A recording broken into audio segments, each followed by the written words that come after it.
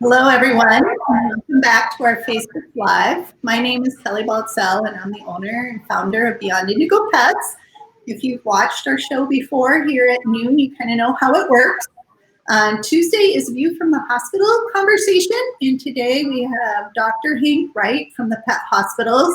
Hank is actually a very, I can't even say the word I want to think, but amazing, technical, creative, thinker type of guy who cares a lot for his businesses and his employees and his pet owners. So welcome today, Hank. Glad to have you here. Thank you for having me, Kelly. You overstated that, but yeah, I'm a managing veterinarian for the pet hospitals. We have a group of 7 hospitals in the Memphis, Tennessee area, about 30 doctors and about 225 employees. Interesting times. Interesting times. And speaking of interesting times, you're kind of in Tennessee, which is one of the forerunners to quote unquote opening the state back up. I know you're an essential business and veterinarians are across the nation, but as Tennessee moves to the open status, tell us a little bit about that. What are you guys hearing? What are you doing? What are your thoughts? Yeah. So I think it's about balance, Kelly, and keeping our staff safe. And keeping pet owners safe, but taking care of pets. And that's where it was from the very beginning, is how do we keep our pet owners served and our pets healthy and yet keep our staff safe? So we'll gradually reintroduce clients into the building. We've been doing curbside service, no clients in the building for any reason. But that'll gradually change. I think we'll continue to wear masks. We open up May 1st, I think it is, and our county is May the 5th. So we have a little bit longer before they open up, but I think we'll still be curbside service, no one in the building, at least through mid-May. It's a fluid situation. We'll decide on the fly. Biggest thing is communicate with your staff every day. Hey, we're making plans every day. We'll let you know when they change. Stay safe. Take your temperature before work. Don't come to work if you don't feel well. That sort of thing. Wear a mask. Be good. You talk to your clients too. Gosh, you're right. It's very fluid. I mean, like we were talking before this, plan for today, plan for tomorrow, keep your open mind about next week. Be willing to change, right? I suspect it'll be mid-May before we allow some clients to come in, and then we'll give them the choice. Stay in your car if you're more comfortable there. But we'll see. It may change. We just don't know, right? We just don't know. I know Minnesota's contemplating opening up, but we haven't actually moved the needle to opening up. So we don't know what that looks like here.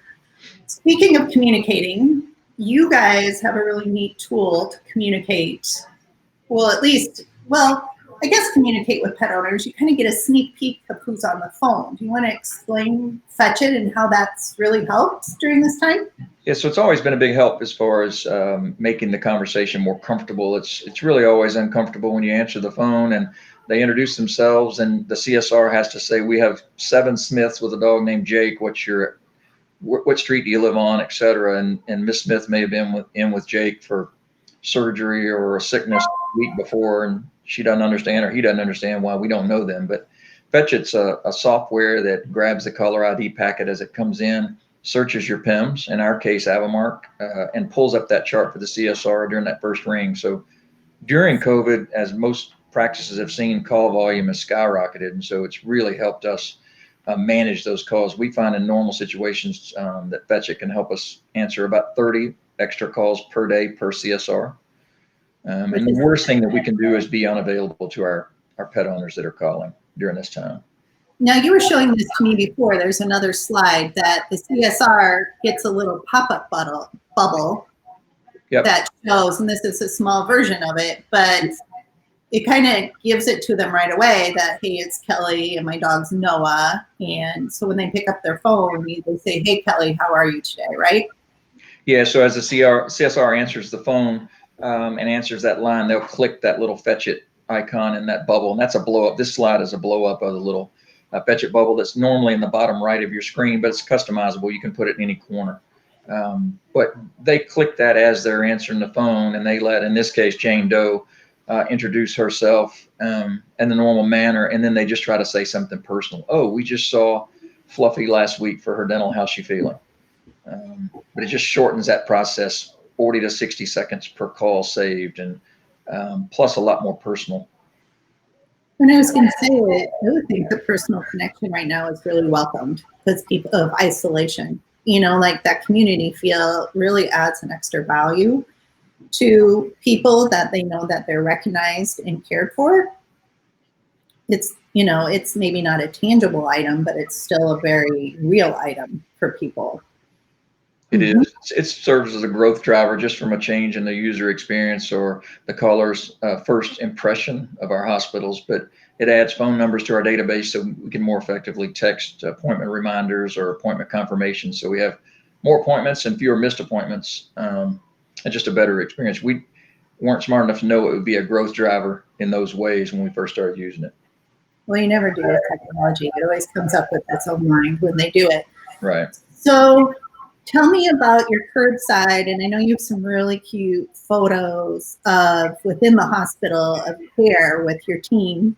But tell us like this photo just kills me. This puppy touching the nose. This is sort of like I just want to scrunch the puppy's ears. But tell us a little bit about the protocol. Like people come in, they call you, that you use FetchIt, you do some personal things, and then do you give them information on curbside, like when they come up, what's going to happen? Yes, our CSRs let the caller know that we'll be doing curbside service and we're still here to take care of your pets and do whatever they need. We're just not allowing people in the building. And most pet owners have been very appreciative of that. They don't want to come in.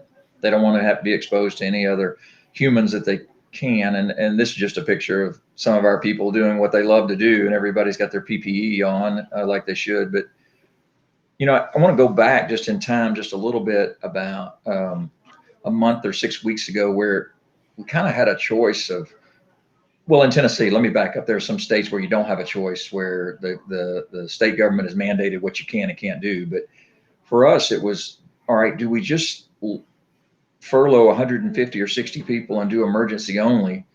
And then people, damage their credit, they lose cars and houses and et cetera. Or do we tell every employee, listen, we're going to be here taking care of pets. If you don't feel safe, we can't possibly know your health situation or who you live with or your family.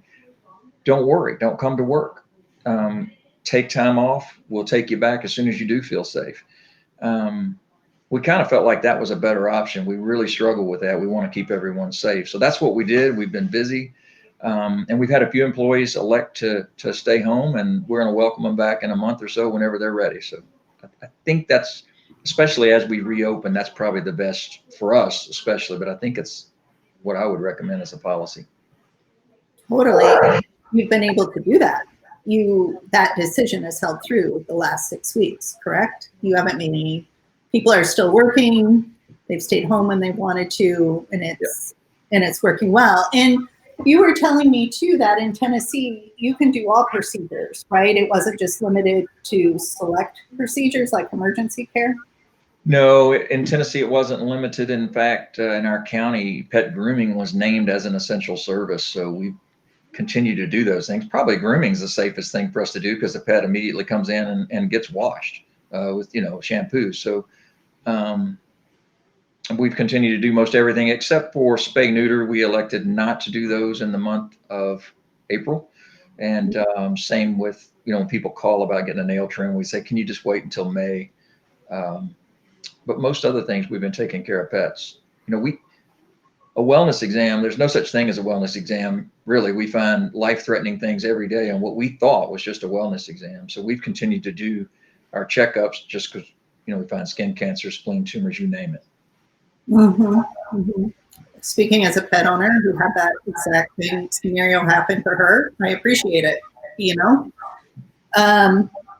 And so then with the team and with the reopening and with the curbside, how much of this do you think you're going to just, what change do you think you're going to keep embodying as you move forward because of all these changes we've made? Some of them are going to stick. Do you have any idea on that yet?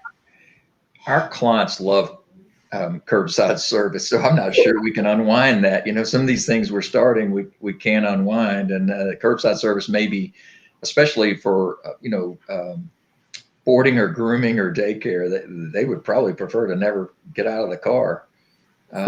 Okay, that's good to know. That one may stick.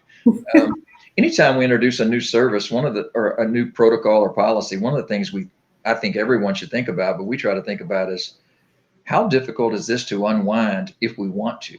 So if we move everything to online, do we ever get that back as far as our pharmacy?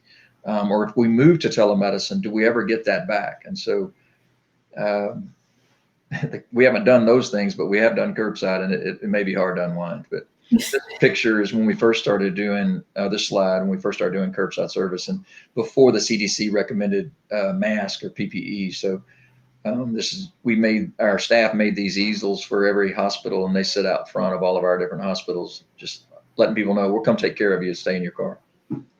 That's good to know. Well, we'll figure out what that is. And speaking of your staff, how are they doing? Are they burnt out, or are they still raring to go, or how are they adjusting?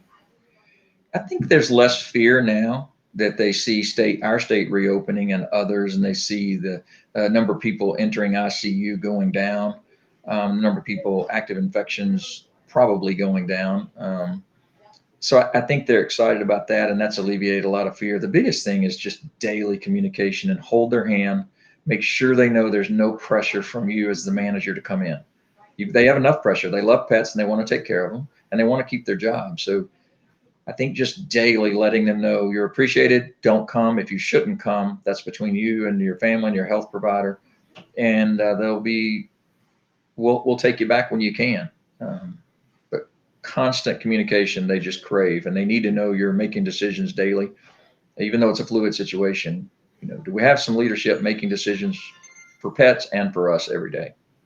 It gives a sense of security too, because they're not trying to fill the unknown with something, whatever that may be, right? And that tends to always be the wrong thing. But we don't like empty space.